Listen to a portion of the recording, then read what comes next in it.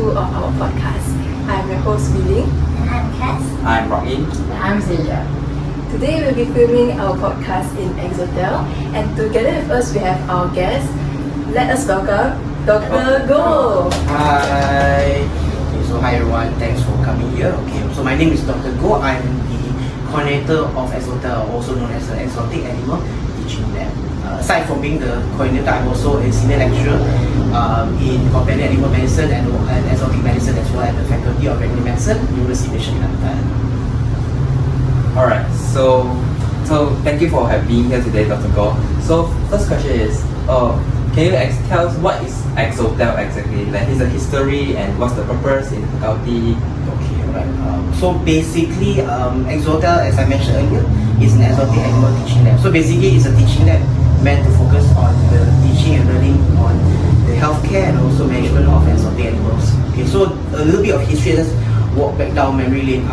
The lab opened up at the end of December of 2022. So now it's 2024, so it's been roughly a year, slightly more than a year of this lab operating.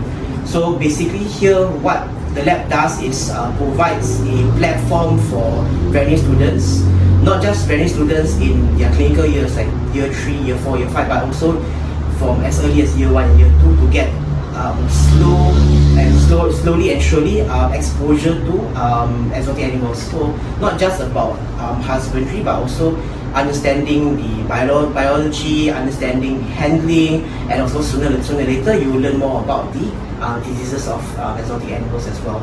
Okay, so the whole idea started why we wanted to start up the lab is because we realized that there's still a bit of lacking of in terms of knowledge, basically knowledge and exposure of students, because they most of the time they learn more the theory based in regards to exotic medicine, so they don't get much hands-on. So that's the reason why I wanted to start up the lab. When I first came into the faculty, I decided that there's something is missing in the faculty, so I decided to start up this lab.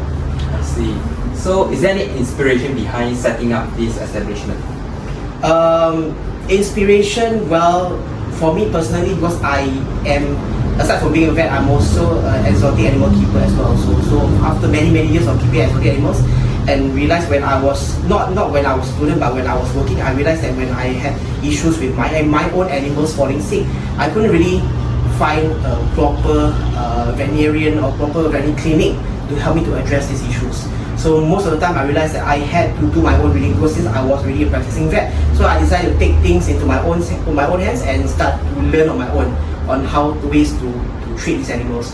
Okay, so by doing that, then only I realized that you really need the hands-on. If you don't have the hands-on, you will not have much experience. The learning curve is still a very steep curve if you don't have that practical hands-on. So because of that I realized that the difficulties of getting the hands-on. So that's why when I came back, when I came back to the faculty, I realized that I think this is something that, since I have the experience, it's something that I should pass down to the newer generation. I see. Yeah. So you mentioned about being an exotic animal keeper for a very long time. So when did it start? How did it get started? Right. Okay. With regards to that, well, honestly, as when I was still a student here at the faculty, I've always been interested in exotic animals. The only thing is to be honest, it's not as easy during those days. It wasn't easy to get your hands on exotic animals. One thing is because it's the price of the animals, it's a bit pricey, so we don't really get much exposure to these animals. Not exposure, not in the sense of learning about the animals, but also when you go out, when people talk about owning pets, the first thing that comes to your mind is a cat and a dog. Okay, so exotic animals will not be the first choice of most pet parents or pet keepers, basically. So it's something very niche. That's where the term exotic comes from. So something very niche. So because of that I didn't have much experience, so I was a bit worried to keep at that point in time. But yet, although I did not get a chance to keep when I was still a student, but the passion towards exotic animals kept growing. So when I graduated and when I started practicing, I realized that I wanted to learn how to do it. And since I had no one to refer to, so I took my own initiative. I started keeping. I started off as a pet parent, as a pet keeper, and then I built it from there. So with that interest, but the interest has to come from basically as early as possible. There's no saying that you need to be passionate when you were a student, or even before coming to vet school, that I've always wanted to keep exotic. No, the passion comes along the way actually. Sometimes, some cases that some students don't say that, oh, I come into VSO because I love animals. No, not really, it's not always the case. So the passion builds up along the way. So when it builds up along the way, that's where you realize that because you've seen what the real world has to offer, and you realize that, okay, there's something else, there's something more that you can do. As a veterinary student, or later on as a veterinarian, what more can you do? So this is something that I realized that maybe it was a calling for me, that I wanted to do more than that. I see. Okay. So, as you can see here, there is this snake. So I know like what other animals that doctor have in EXOTEL. Okay, so basically, well, this is one of the many snakes, not say many snakes, one of the few snakes I have in the lab. This is actually a corn snake. Well, it's in the lab, aside from just teaching about exotic animals, I try to introduce what Malaysia has to offer as well. There are certain animals that they are from Malaysia, native to Malaysia, that I would say every Malaysian should know and should get the experience to be around these animals. Okay, but of course, obviously, this corn snake is not native to Malaysia. There are certain other reptiles like the local geckos, the cat-eye geckos, the what do you call that? The local insects as well. Aside from what do you call that? Vertebrates or animals with backbones, there are also animals without backbones. So we have a large collection of insects as well here, and a lot of them are from Malaysia. So it's in a way to introduce the beauty of Malaysia's in this case fauna, not very much of flora yet. So the fauna that Malaysia has. Okay, so it's also as an education platform as well, not just for veterinary students, but also for the general public to know what we actually have in Malaysia. Okay, so that's why I was saying earlier lah. So reptiles, amphibians, even birds as well. So basically, what every veterinary student needs to start off venturing into exotic medicine. It's a very good starting point. So you start from there. This is what experience you have, and you build on it. As opposed to most other students who do not have that opportunity, they just learn the theory, what's written in textbooks, what's written or what's in videos. So they don't really have the chance to even see the animal or even touch the animal. So you guys, once students come into lab, they are given the opportunity, and hopefully that knowledge or that passion will slowly build up as they go along in their career. I see. Seeing doctor holding this so calm, is there any method like holding the snake? Is very calm now. Okay. One thing is one thing I would say the beauty of keeping exotic animals is, or the beauty of keeping animals in general is, animals don't speak. So you really have to really read their behavior. You can tell after spending many years with these animals, you can tell whether is the animal comfortable around you, is it feeling nervous, is it the right time just to be in contact with these animals. Sometimes the animals will tell you that, oh, I'm not in a good mood today, please do not disturb me. They will show signs, they will hiss, they will vocalize, they will show certain body language that you can pick up on, and then you know that, okay, today's just a bad day for this animal, so let's not disturb this animal for today, and then we may try again tomorrow.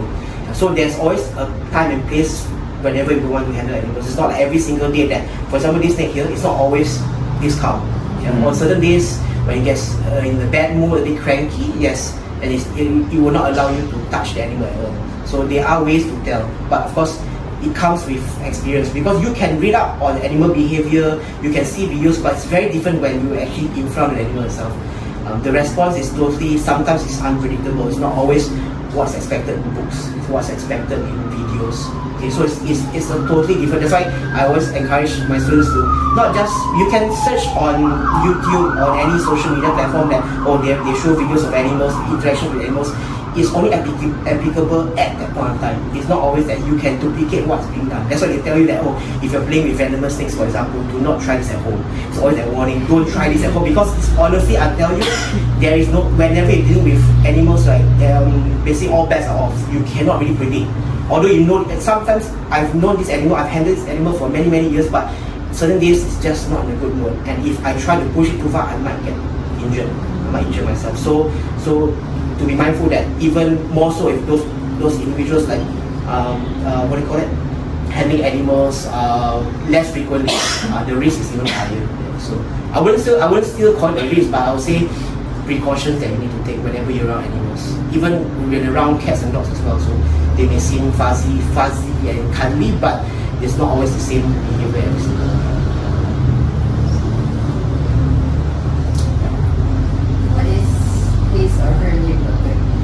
Okay. Right. Actually, I honestly this is the newest addition to the lab. I don't really have a name yet. It's her actually. So I don't really have a name for her yet right now. She's very pretty. Maybe you guys can comment down below what should. Yeah, maybe you can suggest a name for her. That'll be great. That'll be great. So you can just comment down below in the comment section. Yes. Yeah, that'll be great. That'll be great. So you mentioned about it being a her. How Yeah. do doctor differentiate the sex of a reptile? Gender of Yeah. reptiles. Okay.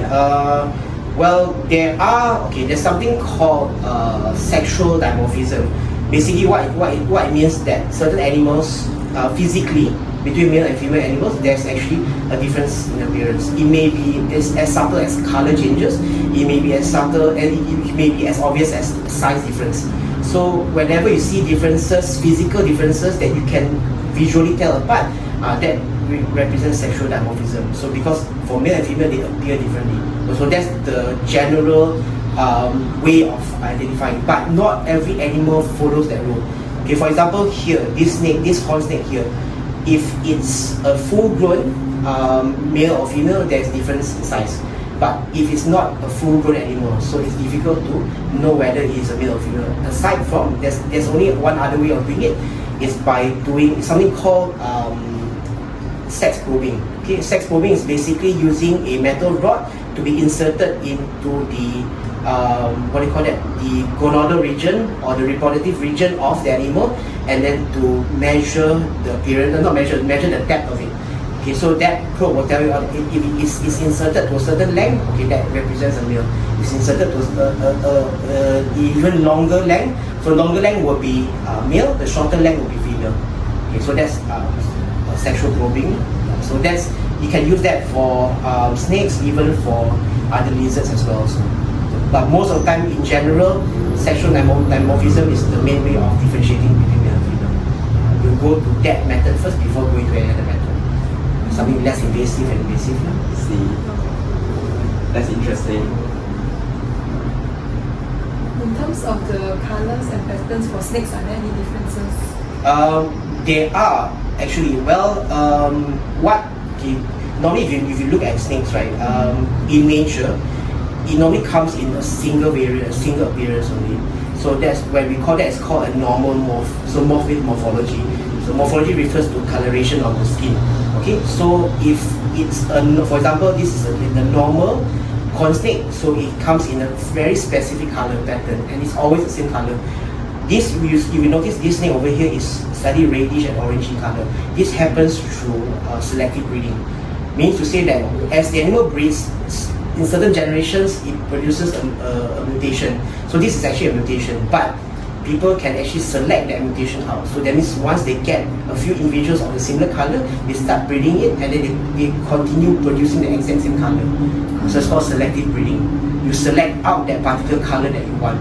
So that technically can be done with any animal.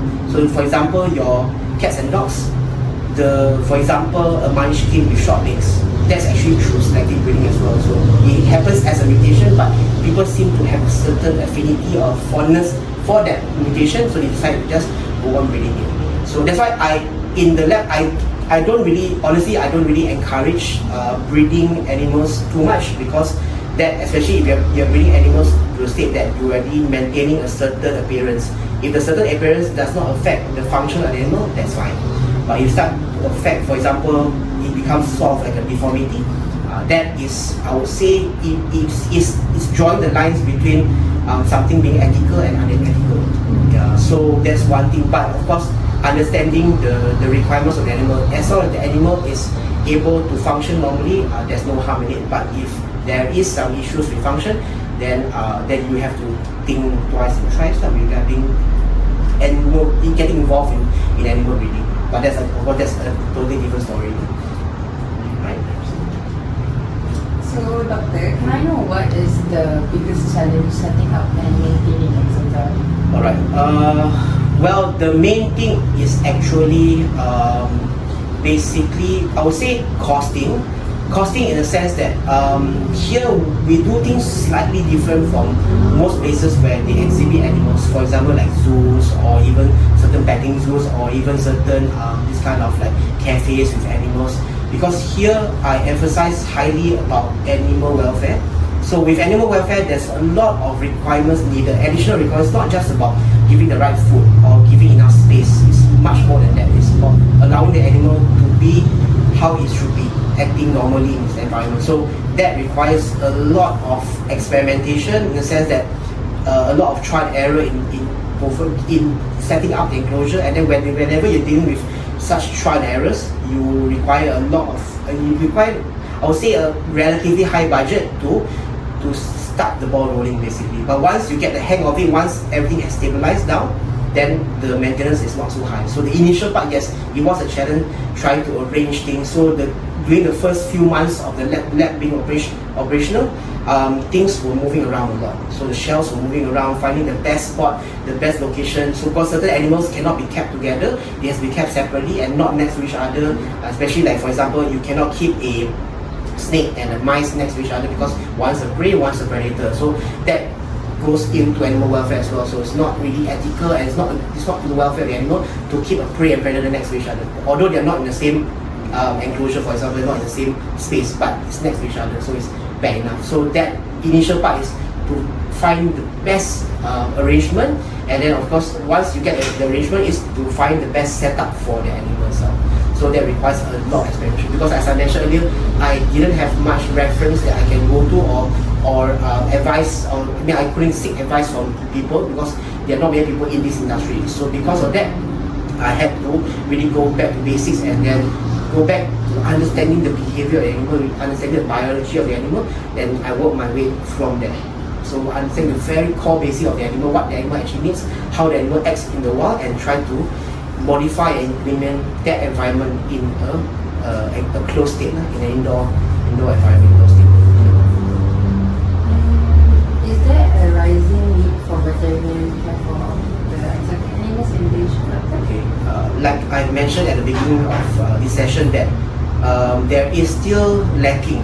Honestly, there's still lacking in veterinary care, especially in this area. When we talk about this area, that means exotic animals, not just exotic animals, but also wildlife animals as well.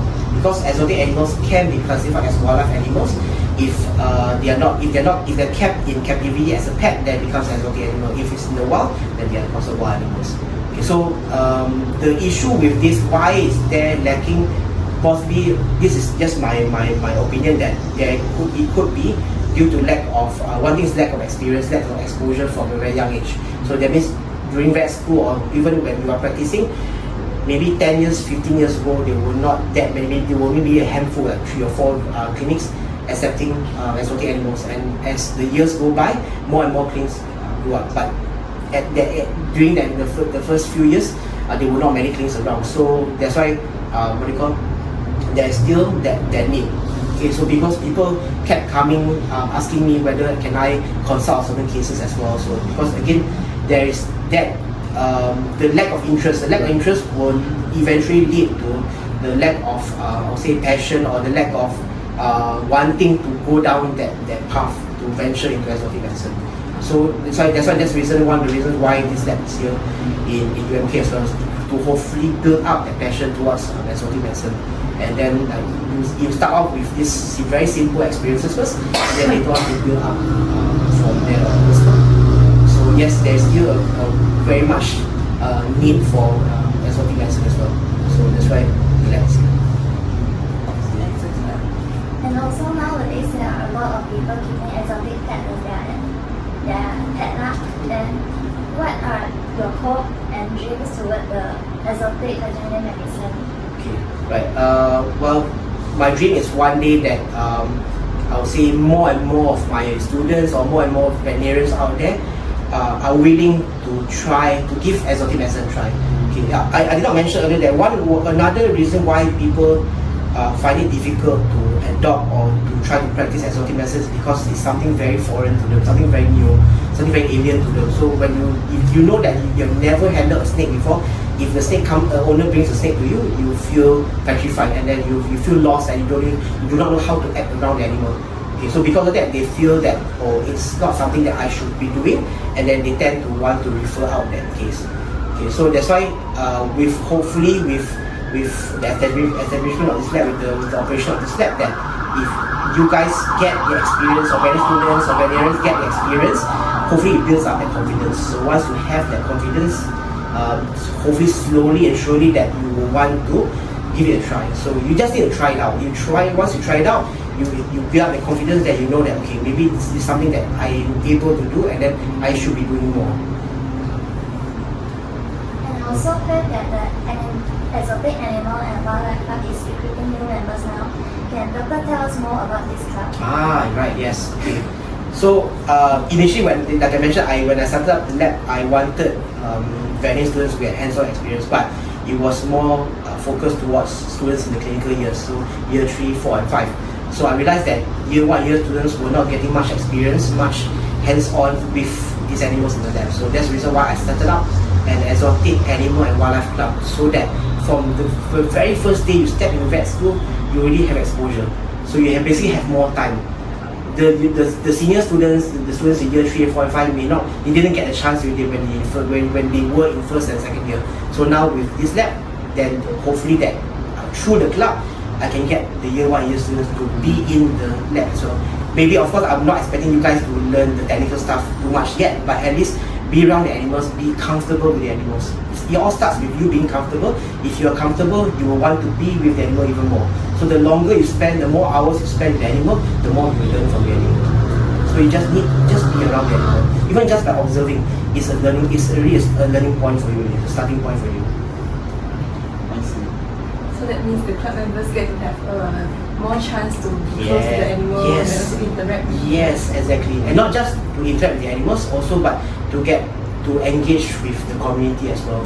So there will be programs organized under the club that allows the students to be with the animal and also the community as well. So to educate the community, because the club is actually aimed to allow students to interact with the community, so that as veterinary students, you guys can able to sort of like convey the message that exotic animal is something exotic animal welfare and care is something very important, and you should be focusing on. It's not just about like what Cassandra mentioned about more and more people keeping exotic pets, but yet most owners lack the basic knowledge about care, about husbandry, about welfare. So that's where the students are here, so to talk. So as a student, when you talk to the public, it's not so intimidating as a veterinarian talking to the public, you see. So it's sort of like you start to have a bond with the community, so that the conveying of the message becomes slightly easier. So I think we could wrap up today's session. Yeah. But could we get the tour of like the animals here, Doctor? Sure. By all means. Yeah. We'll go on a short tour of that. We will Alright. show you later.